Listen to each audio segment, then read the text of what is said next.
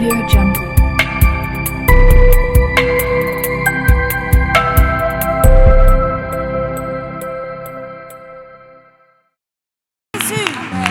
Merci infiniment, Yahweh.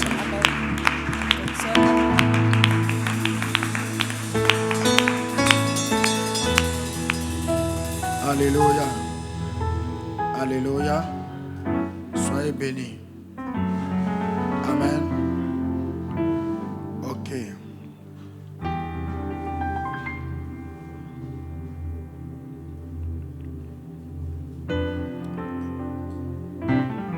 Soyez les bienvenus au culte de BFS. Bon et fidèle. C'est à vous que je parle. Hein? Bon et fidèle. J'entends pas. Bon et fidèle. Ok. Vous qui êtes derrière là, asseyez-vous. Ok. Avant d'aborder le sujet du jour, on va faire une petite interrogation là-bas. On va revenir un peu sur ce qu'on a vu. Nous sommes en train de parler d'une vie de sacrifice, c'est ça, non? Une vie de sacrifice. Ok. Une vie de sacrifice. Notre test de base, le test qu'on a lu, on va le relire. Matthieu 16, 24, Marc 8, 34, Luc 9, 23. Et ainsi de suite, au fur et à mesure. On peut avoir Matthieu 16, 24. Amen. Ok, la Bible dit, alors Jésus dit à ses disciples, augmente un peu mon micro. Hein. Si quelqu'un veut venir à moi, qui renonce à lui-même, n'est-ce pas? Qui se charge de sa croix et qu'il me suive. Amen. Ok. Donc, si quelqu'un veut venir à moi, qui renonce à lui-même, qui se charge de sa croix et qui me suive. Ok. On va aller dans Marc. Il dit, puis ayant appelé la foule avec ses disciples, il leur dit, si quelqu'un veut venir après moi, qui renonce à lui-même, qui se charge de sa croix et qu'il me suive. Ok, on va voir la version de Luc. Il dit, puis il dit à tous, si quelqu'un veut venir après moi, qui renonce à lui-même, qui se charge chaque jour de sa croix et qu'il me suive.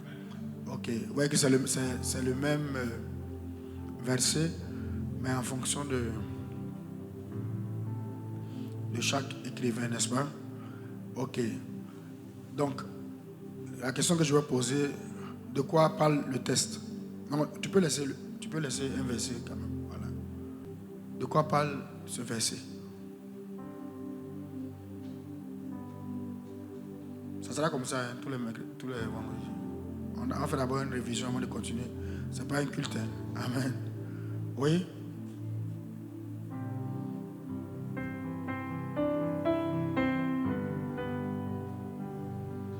Oui, ma fille, vas-y. Parle plus fort.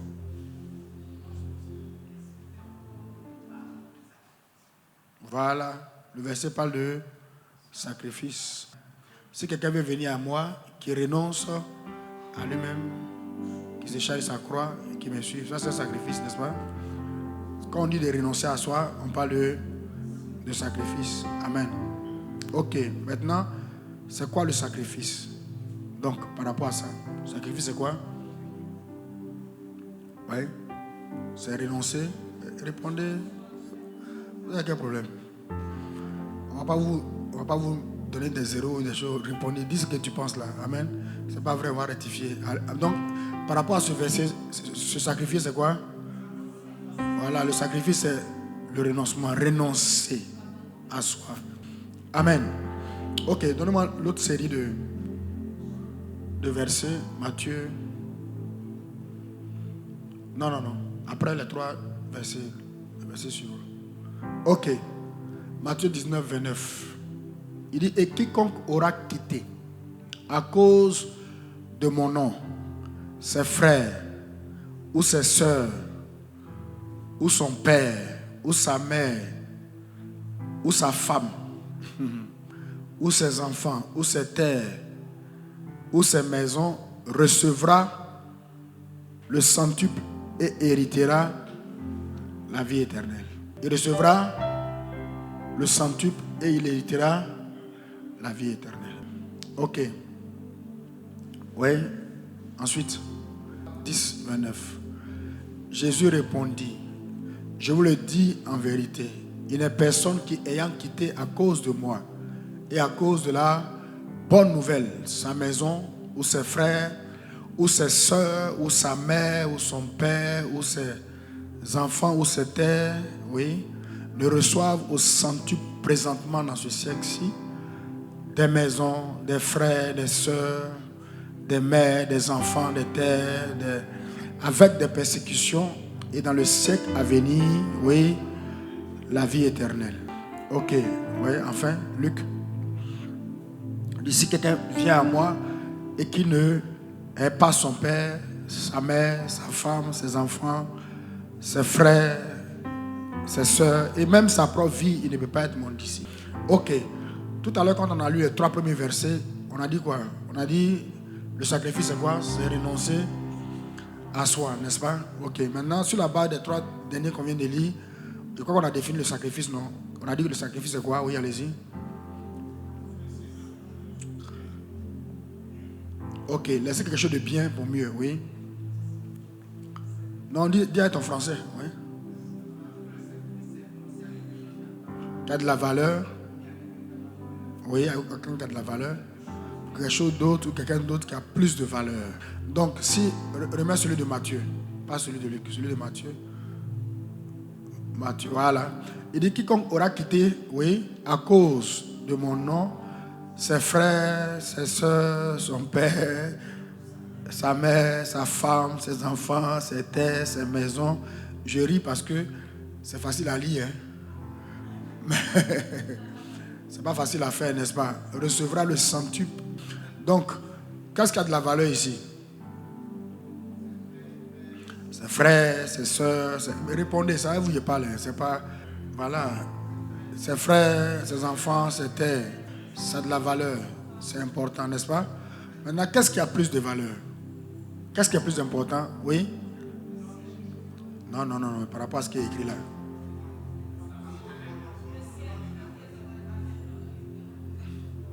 Voilà. Héritera quoi? La vie éternelle. Donc, qu'est-ce qui est plus important? La vie éternelle. Donc, la femme, ta femme, ton mari, ton papa, ta maman, tout ça, là, tes enfants, c'est important, ça a de la valeur, n'est-ce pas? Ok, mais qu'est-ce qui est plus important? La vie éternelle. Tu es sûr? Est-ce que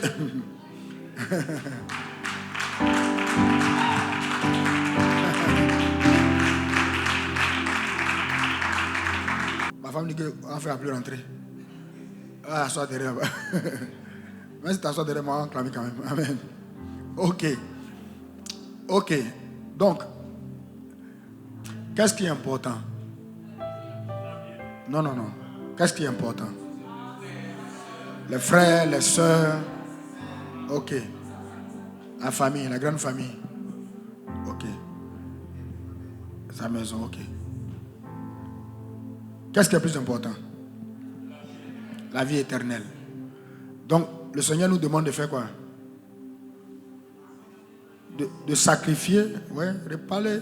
C'est une interrogation. Hein. Tant qu'on ne finit pas là, on ne va pas aborder le sujet. Il faut que vous retenez bien pourquoi on est là. Ok. Donc, qu'est-ce que le Seigneur nous demande de faire quoi? De sacrifier quoi?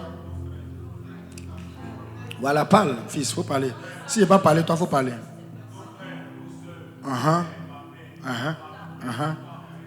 La grande famille. Ok. Pour... Non, assois-toi au fur et à mesure, pas t'asseoir derrière. Pour la vie éternelle. Alléluia. Ok, c'est bien, fils. Lui-même répond, lui-même l'acclame, c'est bien, fils.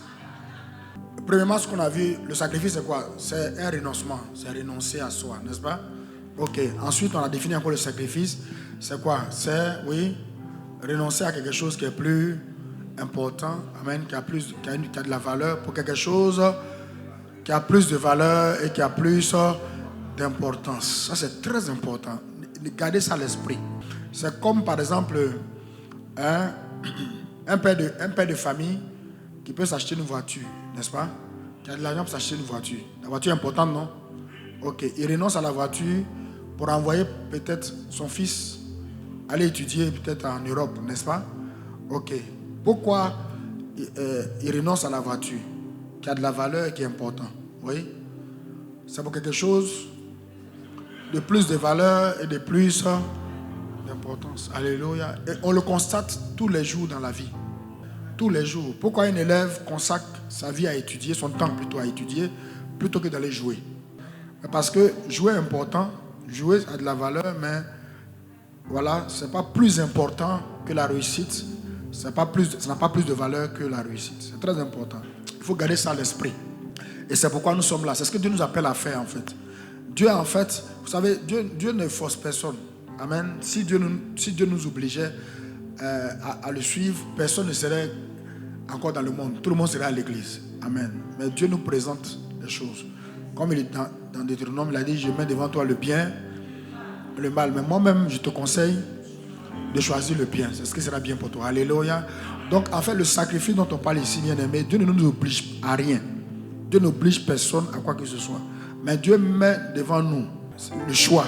Il met devant nous le choix et puis nous conseille de faire le bon choix. Est-ce qu'on peut acclamer le Seigneur pour ça?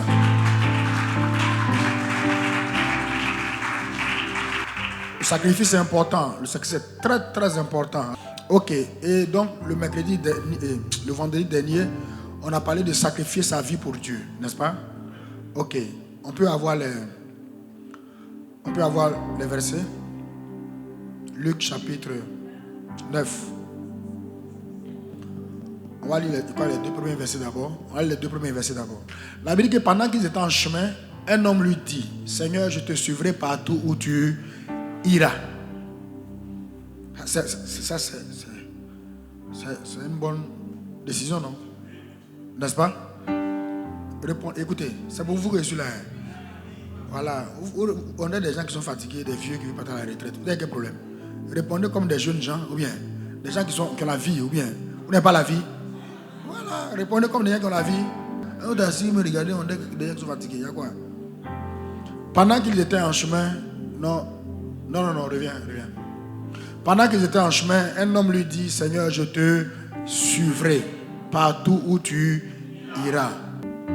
Jésus lui répondit, oui, les renards ont des tanières, les oiseaux du ciel ont des nids, mais le Fils de l'homme n'a pas un lieu où puisse reposer sa tête. Ok, on s'arrête là. On va aller, oui. De quoi parle le texte? Quelqu'un qui dit veut suivre Jésus, n'est-ce pas? Normalement, Jésus devait être content, n'est-ce pas? Voilà. Mais quand Jésus le regarde là, vous savez, il y a beaucoup de gens qui veulent suivre Jésus, hein? Mais est-ce qu'ils sont prêts? Donc, Jésus lui dit quoi? Oui? Jésus lui montre quoi? Hein? Les quoi? Non, qu'est-ce que Jésus veut lui faire comprendre? Oui? Jésus lui montre, voilà, c'est pour ça qu'on est là. Hein? On a fait le cours le vendredi dernier. On n'a pas bossé ou bien quoi? Tant qu'on ne finit pas, on ne va pas avancer. Maintenant, c'est ce qu'on va faire. Quand on vient faire une révision d'abord, on avance. Voilà. Jésus lui montre le sacrifice. Jésus montre ce que cela coûte de le suivre. Donc, suivre Jésus là, ça coûte. Dis à ton voisin, suivre Jésus, ça coûte. On est d'accord? Ça coûte.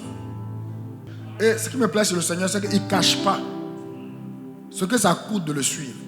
Seulement, on ne lit pas. On n'a pas envie de lire ça. On veut lire les autres choses où on dit, elle va nous bénir. Amen. Mais ça là, non, Seigneur, non. Jésus montre que ça coûte de le suivre. Ouais, ça peut coûter quoi? Oui.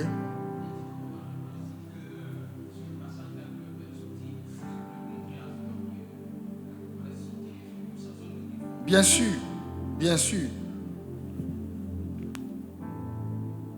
Amen. Ça coûte quoi? Il a parlé de zone de confort. Ça coûte quoi? Zone de confort, ça veut dire quoi? Qu'est-ce que ça peut coûter à quelqu'un de suivre Jésus? Dites-moi.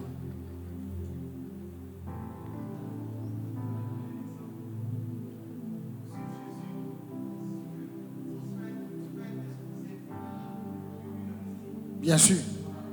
Jésus peut t'envoyer au nord. Même pas au nord, même à Abidjan ici. Mais dans un coin où il n'y a pas de...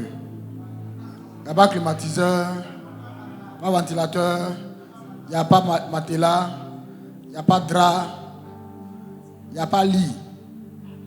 Il y a natte. Tu vas ou tu ne vas pas? Va à mission. Envoyez la soeur Grâce à Tengrela. Pas des noirs. Hein. Les moussis de là-bas, là, ils adorent les femmes claires. Waouh, Dieu nous a payé. Waouh, Dieu nous a payé. Ça coûte. Oui, ma fille, tu voulais dire quelque chose? Ça peut coûter tes biens. C'est bien, ma fille. On va y arriver. On va parler de ça. Amen.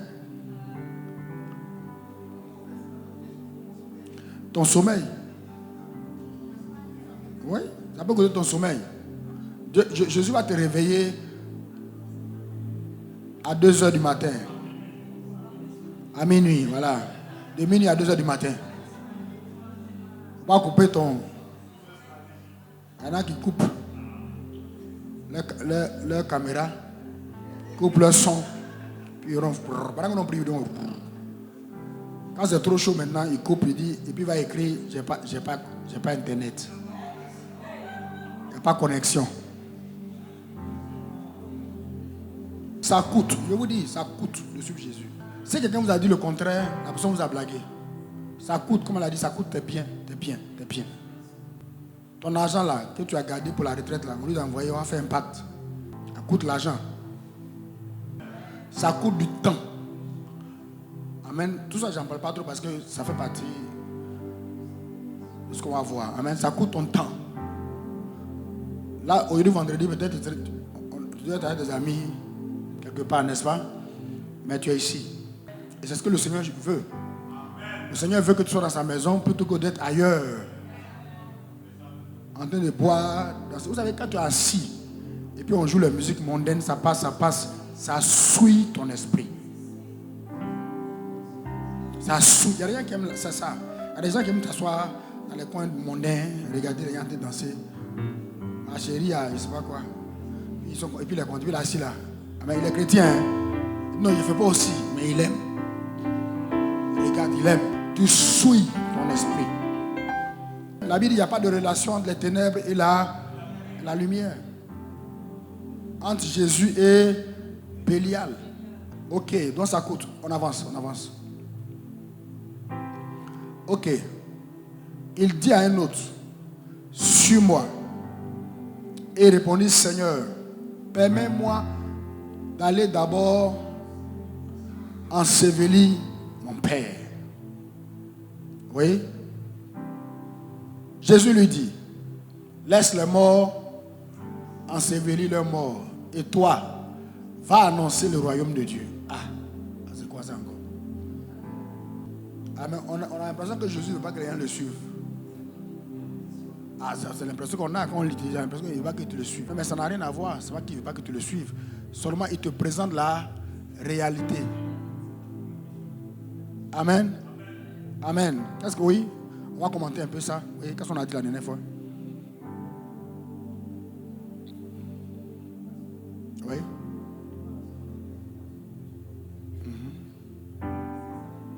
Donne-le un micro. Ceux qui parlent, donne-le un micro. On n'entend pas bien. Il faut mettre en marche.